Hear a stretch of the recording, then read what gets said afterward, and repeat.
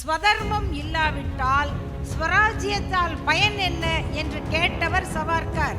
அட அறிவாளிகளா, அடுத்த மனிதனை சுயமரியாதையோடு நடத்த தெரியாவிட்டால் உன் ஸ்வதர்மத்தாலும் பயனில்லை, ஸ்வராஜ்யத்தாலும் பயனில்லை. அதனால் சுயமரியாதை தான் எங்கள் பிறப்புரிமை என்று அறிவித்த அந்த மாநாடு இங்கு நடந்தது.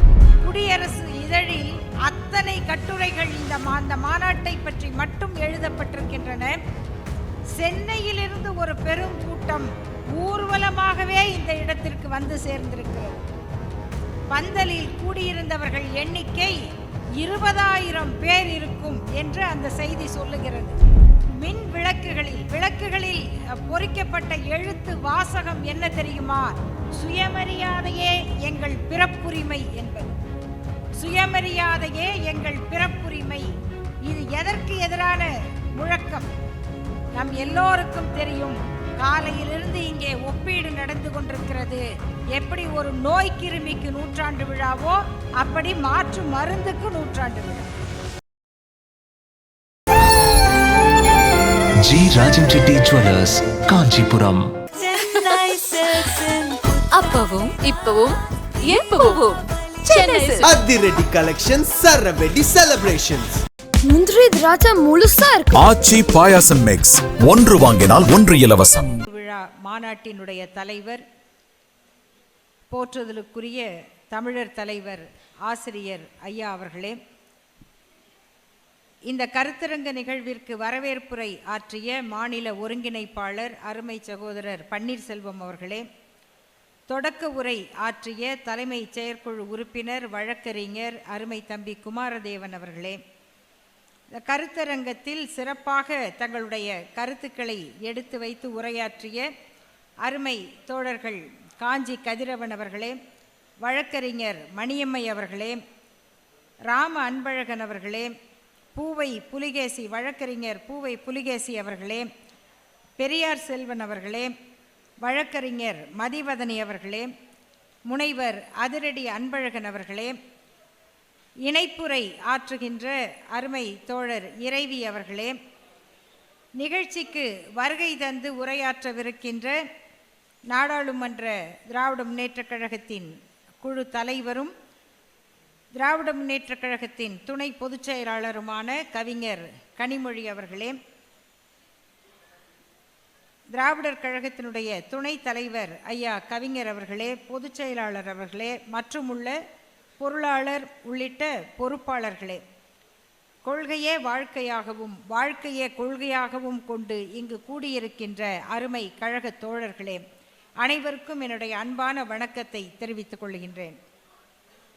ஒரு நூற்றாண்டுக்கு முன்னால் தோன்றிய சுயமரியாதை இயக்கம் 4 ஆண்டுகளுக்கு பிறகு நடத்திய முதல் மாகாண சுயமரியாதை மாநாடு நடைபெற்ற இந்த இடத்தில் ஒரு நூற்றாண்டு கழித்து அந்த மாநாட்டினுடைய நிறைவு விழாவை நடத்துவதற்கு அதே இடத்தை தேடி கண்டுபிடித்து இங்குதான் நடந்தது என்று ஆசிரியர் அவர்களுடைய இளம் பருவத்தில் இருந்து இந்த பக்கம் வரும்பொழுதெல்லாம் இந்த இடத்தை காட்டியிருப்பார்கள். அவர் விவரம் அறிந்து இந்த பகுதியில் பயணம் செய்யும் பொழுதும் கூட்டங்களுக்கு செல்லும் பொழுதும் எப்பொழுதும் இது ஆசிரியர் ஐயா அவர்களோடு பயணம் செய்கிற எல்லோருக்கும் தெரியும். அவர்களோடு பயணம் செய்வதே ஒரு பாடம் படிப்பதை போல ஒவ்வொரு ஊரிலும் ஒவ்வொரு மரத்தையும் அடையாளம் தெரியும் அவருக்கு. அப்படி இந்த பயணத்தை ஆசிரியர் அவர்கள் இந்த பகுதிக்கு வரும்பொழுதெல்லாம் இங்குதான் சுயமரியாதை மாநாடு நடந்தது என்று அவருடைய நினைவிலேயே இருக்கக்கூடிய அந்த காட்சிகளை மீண்டும் மீட்டுருவாக்கம் செய்து இந்த நூற்றாண்டு நிறைவு விழாவை இதே இடத்தில் பந்தல் போட்டு நடத்தக்கூடிய அந்த பெரிய வாய்ப்பை ஆசிரியர் அவர்கள் பெற்றிருக்கிறார்கள். அந்த வாய்ப்பை நமக்கு அவர்கள் கற்றுக் கொடுத்திருக்கிறார்கள். இன்றைக்கு நினைத்து பார்த்தால் தோழர்களே, இந்த வசதியான மண்டபம் 3 தளங்களிலும் இதே போல கூட்டம் நிறைந்து வழிகிறது. இவ்வளவு கட்டுப்பாடாகவும் காலை முதல் இராணுவ கட்டுப்பாட்டுடன் நடக்கிற ஒரு கூட்டம். தொடர்ச்சியாக எப்படி ஒரு முதல்வர், பிரதமர் போன்றவர்களுடைய நிகழ்ச்சிகள் மினிட் டு மினிட் ப்ரோக்ராம் போட்டு நடக்கும்.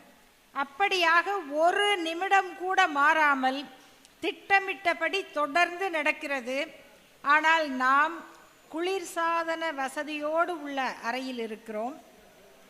நினைத்தவுடன் அவசரமாக இயற்கை அழைப்புகளுக்கு செல்ல வேண்டுமென்றால் அங்கங்கே கழிவறைகள் இருக்கின்றன.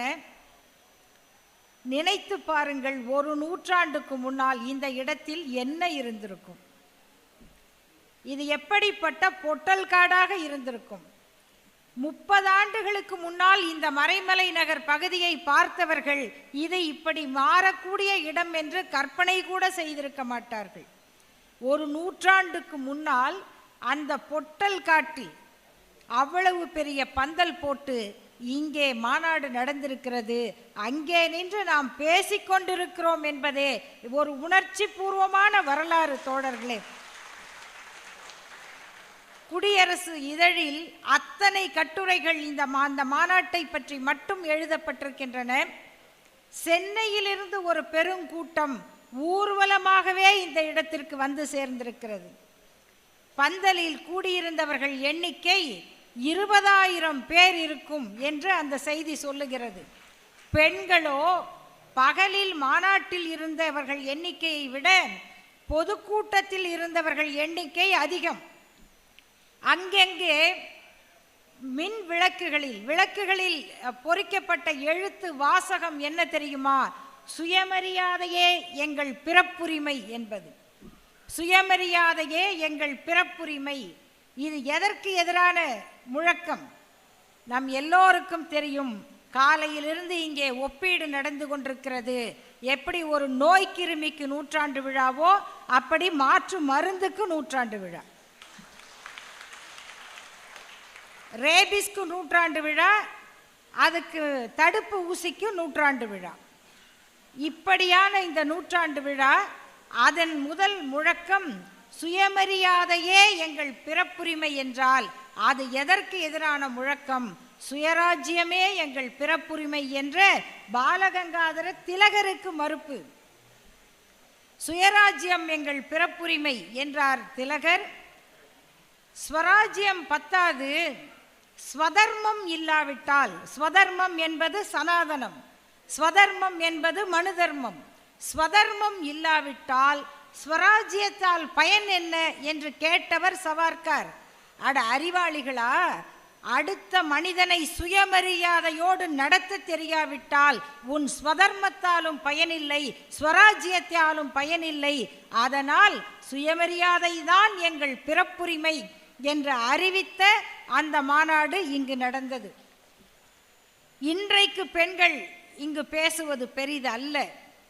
அன்றைக்கு அத்தனை பெண்கள் அந்த மாநாட்டிலே பேசுகிறார்கள்.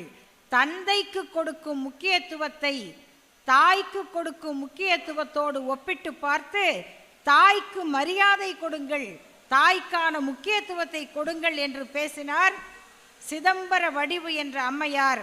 தமிழர் நாயகம், தமிழர் காவலர் சிடி நாயகம் அவர்களுடைய துணைவியார். ஒரே மாநாட்டில் தாயும் மகளும் உரையாற்றி இருக்கிறார்கள். அவர்கள்தான் சிதம்பர வடிவு அம்மையாரும் அவருடைய மகள் வள்ளியம்மையும். அந்த மாநாட்டில் 7 வயது சிறுமி லலிதா என்பவர், அவர் யார் என்று தெரியவில்லை, இனிதான் வரலாற்றை தேட வேண்டும். 7 வயது சிறுமி லலிதா ஒரு தீர்மானத்தை வழிமொழிந்து பேசியிருக்கிறார். இத்தனை அதிசயங்களை கண்ட அந்த மாநாட்டினுடைய நிறைவு விழாவில் நாம் பேசுகிறோம் நண்பர்களே. அந்த மாநாட்டினுடைய தீர்மானங்கள் தான் ஆசிரியர் ஐயா அவர்கள் குறிப்பிட்டதை போல சட்டங்களாக இன்றைக்கு வரை நாம் பார்த்து கொண்டிருக்கிறோம். உலகத்தில் பெண்கள் இயக்கங்கள் தங்களுக்காக போராடி இருக்கிறார்கள். 1919ஆம் ஆண்டு அப்பொழுதுதான் முதல் உலக போர் முடிந்திருக்கிறது. 1914 18 வரைக்கும் முதல் உலக போர். அந்த உலக போரின் விளைவினால் மேற்குலக நாடுகள், ஐரோப்பிய நாடுகள், அந்த நாட்டு பெண்கள் பெரும் துன்பப்படுகிறார்கள். அவர்கள் போருக்கு எதிராக பேசுகிறார்கள், ஆனால் அவர்களுடைய குரலுக்கு மரியாதை இல்லை. அவர்கள் 1919ஆம் ஆண்டு இன்டர்நேஷனல் விமென்ஸ் கான்ஃபரன்ஸ் என்ற பெயரில் கூடி அந்த நாடுகளுக்கான ஒரு பொது கமிஷன் அமைக்கப்படுகிறது. அவர்களிடம் ஒரு முறையீடு கொடுக்கிறார்கள். அது என்ன? முக்கியமான 2 கோரிக்கை. ஒன்று, பெண்களுக்கு வாக்களிக்கிற உரிமை வேண்டும், அப்பொழுதுதான் எங்கள் குரல் அரசுக்கு கேட்கும். இரண்டாவது, பெண்களுடைய உடலை பாலியல் பண்டமாக பயன்படுத்துகிற trafficking on women and children, குழந்தைகளையும் பெண்களையும் விபச்சாரத்திற்கு பயன்படுத்துகிற அந்த கொடுமையில் இருந்து பாதுகாக்கப்பட வேண்டும். இதுதான் 1919ஆம் ஆண்டு வளர்ந்த நாட்டு பெண்கள் வைக்கிற கோரிக்கை. ஆனால் அதே காலகட்டத்தில் இந்தியா எப்படி இருந்தது? இங்கே என்ன பிரச்சனை நடக்கிறது? இங்கும் டிராஃபிக்கிங் ஆன் விமென், பெண்களுடைய உடல் விபச்சார பொருளாக பயன்படுத்தப்பட்டது.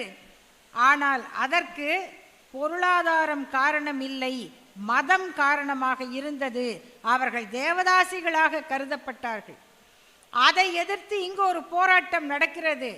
அன்றைக்கு தொடங்கி நண்பர்களே, 1925ஆம் ஆண்டு முதல் சுயமரியாதை இயக்கம் தொடங்கிய பிறகு அந்த கொடுமையை ஒழிப்பதற்கு எந்த பெண்கள் அமைப்பும் தனியாக போராடவில்லை. முத்துலட்சுமி ரெட்டியார் என்ற அம்மையார் அந்த சமூகத்திலே பிறந்தவர். அந்த கொடுமையை ஒழிக்க வேண்டும் என்று அவர் போராடினார். ஆனால் அவர் சார்ந்திருந்த காங்கிரஸ் கட்சி அதற்கு சாதகமாக இல்லை. காங்கிரஸ் கட்சியிலே இருந்த சத்தியமூர்த்தி ஐயர் தான் அதற்கு எதிராக இருந்தார். ஆனால் அந்த கோரிக்கைக்கு ஆதரவாக இருந்தவர் தந்தை பெரியார். அதை ஆதரித்து அந்த கொடுமையை ஒழிக்க வேண்டும் என்று துணை நின்றது சுயமரியாதை இயக்கம். 1946ஆம் ஆண்டு இந்தியாவிலே இருந்த இந்த படித்த பெண்கள் எல்லாம் கூடி இந்தியன் விமென் கான்ஃபரன்ஸ் என்ற ஒரு அமைப்பை உருவாக்கினார். அந்த பெண்களுக்கான கோரிக்கை என்னெல்லாம் கேட்டதுன்னா, எங்களுக்கு குடும்பத்தில் மரியாதை வேணும். அவங்களோட கோரிக்கைகளை பாருங்க, நியாயமான கோரிக்கை தான், தப்பு கிடையாது, நியாயம்தான். எங்களுக்கு குடும்பத்தில் மரியாதை வேண்டும். ஒழுக்கம் என்று சொல்லுகிற மாரல் ஸ்டாண்டர்ட் என்பது 2 பேருக்கும் சொல்லப்பட வேண்டும். படிக்கிறதுக்கு உரிமை வேண்டும். வாக்குரிமை எல்லாருக்கும் கட்டாயமாக இந்த நிபந்தனைகள் இல்லாததாக இருக்க வேண்டும். இவ்வளவுதான் அவர்களுடைய கோரிக்கை. ஹெல்த்து, எஜுகேஷன், அப்புறம் குடும்பத்தில் மரியாதை, இவ்வளவுதான் 1946இல் படித்த பெண்கள் கூடி கொடுத்த தீர்மானம், கோரிக்கை. ஆனால் 1929 இங்கு நடந்த சுயமரியாதை மாநாடு பெண்களுக்கு என்னென்ன கோரிக்கைகளை வைத்தது? அது பெண்களாக வைக்கவில்லை, பெண்களுக்காக பெரியார் வைத்தார், பெண்களுக்காக சுயமரியாதை இயக்கம் வைத்தது. உலகிலேயே வேறு எந்த நாட்டிலும் ஒரு பொதுவான இயக்கம், ஆண்களால் நடத்தப்படுகிற இயக்கம், ஆண்களும் பெண்களும் சேர்ந்த பொது நோக்கத்திற்காக பெண்ணுரிமைக்காக போராடியது என்றால் அந்த வரலாறு சுயமரியாதை இயக்கத்திற்கு மட்டும்தான் உண்டு. மற்ற ஆப்பிரிக்க பெண்கள் உட்பட அவர்கள்தான் தங்கள் உரிமைக்கு போராடினார்கள். அப்படி நடந்த அந்த சுயமரியாதை மாநாட்டு தீர்மானம் விதவை மறுமணத்தை பேசுகிறது. தன்னுடைய வாழ்க்கை துணையை தான் தேர்ந்தெடுக்கிற உரிமை பெண்ணுக்கு வேண்டும் என்று பேசுகிறது. சொத்துரிமை பேசுகிறது. பெண்கள் விபச்சாரத்திற்கு உட்படுத்தக்கூடாது, பொட்டு கட்டுகிற முறை, தேவதாசி முறை ஆகிய மத பழக்கங்கள் ஒழிக்கப்பட வேண்டும் என்று சொல்லுகிறது. கல்வி கட்டாயமாக்கப்பட வேண்டும். குறிப்பாக ஜாதி தீண்டாமை பற்றி பேசுகிறோம் அல்லவா, அந்த தீர்மானங்கள் சொல்லுகின்றன, நண்பர்களே, தீண்டாதார் என்று சொல்லப்படுகிற அந்த ஜாதிகளுக்கு அடுத்து வேலை வாய்ப்பில் காலியாகிற அத்தனை இடத்திலும் அவர்களுக்குத்தான் முன்னுரிமை கொடுக்க வேண்டும் என்று ஒரு தீர்மானம் சொல்லுகிறது. இப்படியான தீர்மானங்களோடு வந்த அந்த மாநாட்டிற்கு தான் தந்தை பெரியார் அவர்கள் எழுதிய அந்த வரவேற்பு அறிக்கை உலக புகழ்பெற்ற அறிக்கையானது. ஏன் இந்த மாநாட்டுக்கு நீங்கள் வர வேண்டும், யார் யாரெல்லாம் வர வேண்டும், அதில் படித்தவர்கள், பேராசிரியர்கள், நீதிபதிகள், வழக்கறிஞர்கள், வணிகர்கள், மாணவர்கள், வாலிபர்கள், இவர்களெல்லாம் வர வேண்டும் என்று சொன்ன அந்த அறிக்கையில் தந்தை பெரியார் சொன்னார், தனியாக இருக்கும் பெண்கள் தங்களை விதவை என்றோ விபச்சாரி என்றோ நினைத்து கொண்டிருக்கும் பெண்கள் இந்த மாநாட்டுக்கு வர வேண்டும். இன்றைக்கு எந்த யோகியதையும் இல்லாத, எந்த ஒழுக்கமும் இல்லாத, ஒழுக்கக்கேட்டையே தங்களுடைய இலக்கணமாக கொண்டிருக்கிற சில பேருக்கு இந்த தீர்மானம் தவறாகப்படுகிறது. ஏன் இப்படி வர சொன்னார் தெரியுமா என்று ஒருவன் வியாக்கியானம் பேசலாம். அப்படி பேசுகிற காட்சிகளையும் நாம் பார்க்கிறோம். ஏன் அவர்கள் அப்படி பேசுகிறார்கள் என்றால் அவர்களுடைய ஒழுக்கம், யோகியதை அவ்வளவுதான். அந்த காலகட்டத்தில் தனியாக இருக்கிற பெண்கள், தன்னை விதவை என்றோ விபச்சாரி என்றோ நினைத்து கொண்டிருக்கிற பெண்கள் இந்த மாநாட்டுக்கு வர வேண்டும் என்ற அழைப்பு இருக்கிறதே, அதற்கு பின்னால் இருக்கும் மனித நேயம், அதற்கு பின்னால் இருக்கக்கூடிய அக்கறை, ஒரு பெண்ணுடைய வாழ்க்கையை மாற்றுவதென்பது அவ்வளவு எளிதல்ல, அவ்வளவு எளிதல்ல. ஆனால் அப்படிப்பட்ட பெண்கள் பொது சேவைக்கு, பொது தொண்டுக்கு வர வேண்டும். அதனால்தான் நண்பர்களே, சுயமரியாதை இயக்கம் முன்னெடுத்த அந்த பெண்ணுரிமை என்ற குரலுக்கும் இந்த மாதிரியான பொது தொண்டுக்கு தொடர்பில்லாமல் வெறும் பெண்ணியக்கம் என்பவர்கள் முன்னெடுக்கிற பெண்ணுரிமைக்கும் அடிப்படையில் ஒரு வேறுபாடு உண்டு. அது என்ன வேறுபாடு என்றால், அவர்கள் எல்லோரும் பெண்களுடைய உடல் சார்ந்த உரிமைகளை மட்டுமே முதன்மைப்படுத்தி பேசுவார்கள். வரதட்சணையை பற்றி பேசுவார்கள், ஜாதியை பற்றி பேச மாட்டார்கள். பெண்ணை சமமா நடத்தணும் என்று பேசுவார்கள், ஆனால் அப்படி நடத்தக்கூடாது என்கிற மதத்தை பற்றி பேச மாட்டார்கள்.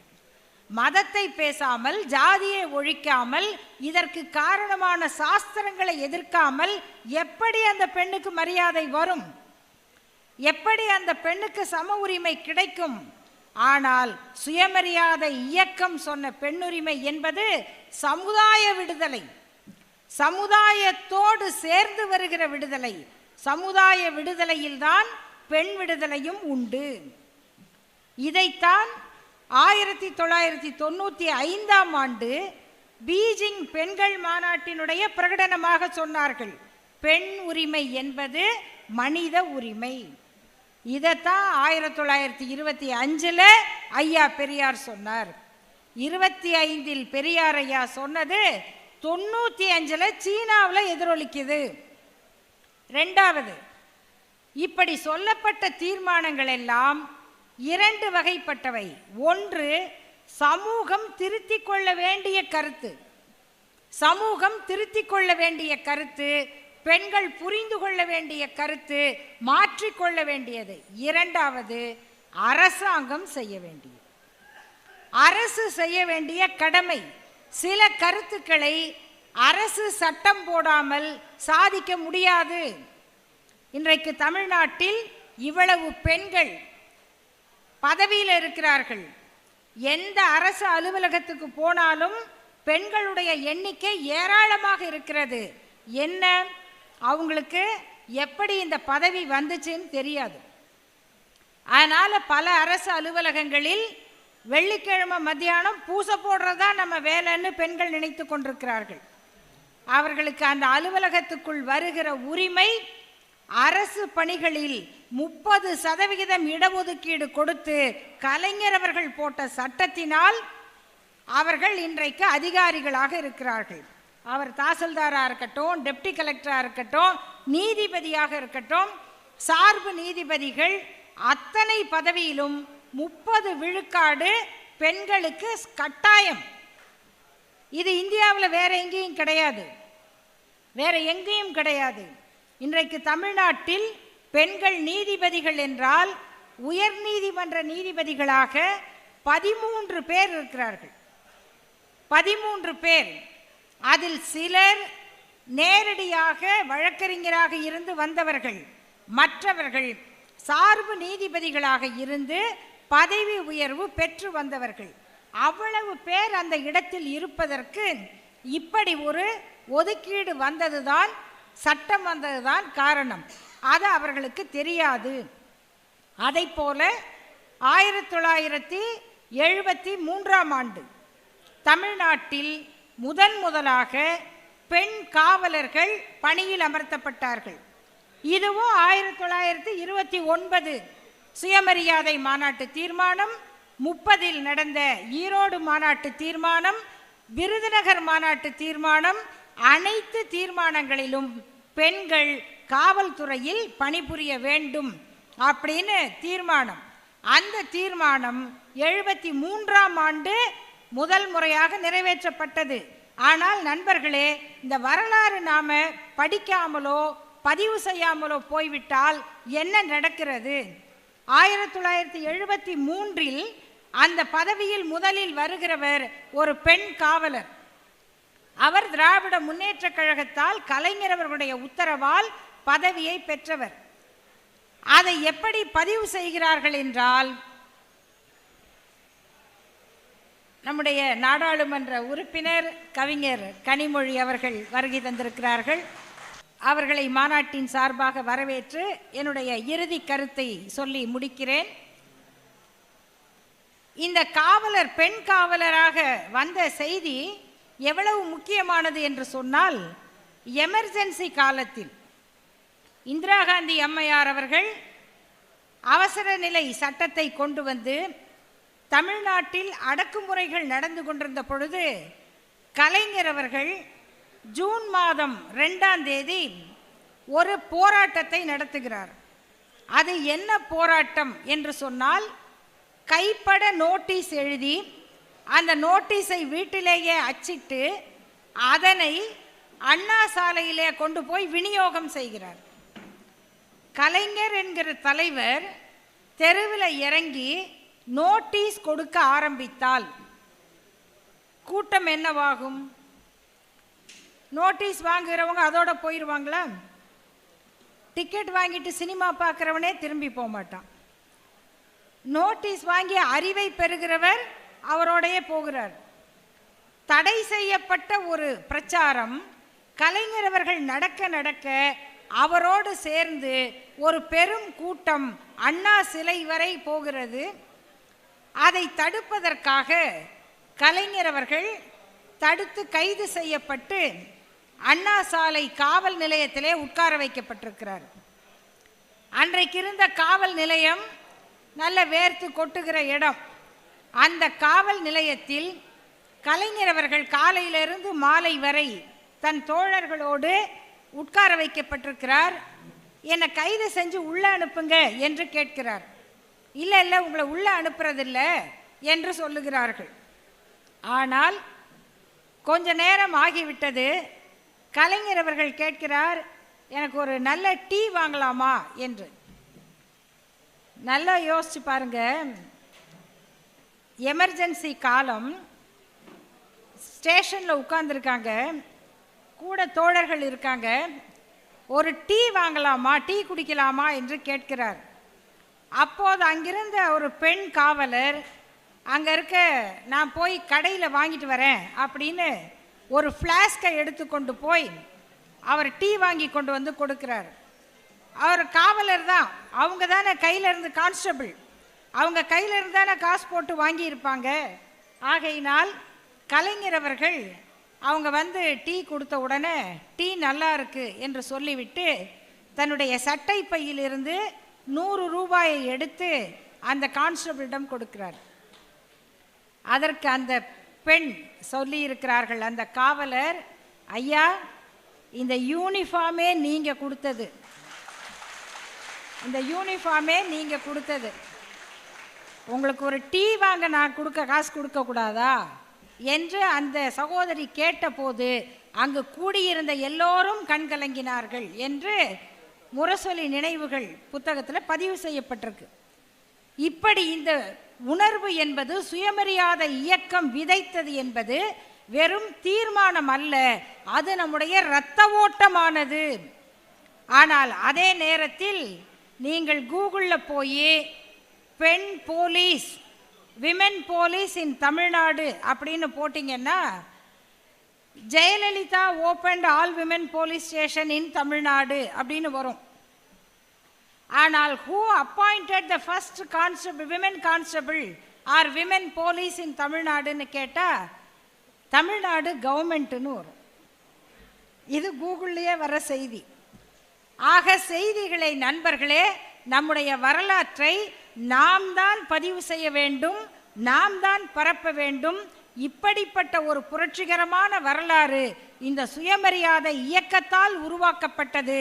அதனால் அதனுடைய பயனாளிகளாக இன்றைக்கு நாம் இருக்கிறோம். விழுதுகளாக, கிளைகளாக, கனிகளை சுவைப்பவர்களாக வாழ்க்கையில் நாம் அதை அனுபவித்து கொண்டிருக்கிறோம். இந்த மண்ணில்தான் அந்த விதைகள் விதைக்கப்பட்டன. இந்த மண்ணில் வேரோடிய அந்த மரம்தான் நமக்கு நிழல் கொடுத்து கொண்டிருக்கிறது. 100 ஆண்டு கண்ட அந்த கால மரத்தை வாழ்த்துவோம் வாழ்த்துவோம் என்று கூறி முடிக்கிறேன். நன்றி, வணக்கம். G Rajam Chetty jewellers, Kanchipuram. அப்பவும் இப்பவும் எப்பவும் சென்னை சில்க்ஸ். அதிரடி கலெக்ஷன்ஸ், சரவெடி செலிப்ரேஷன்ஸ். முந்திரி திராட்சை முழுசா இருக்கு. ஆச்சி பாயாசம் மிக்ஸ், ஒன்று வாங்கினால் ஒன்று இலவசம்.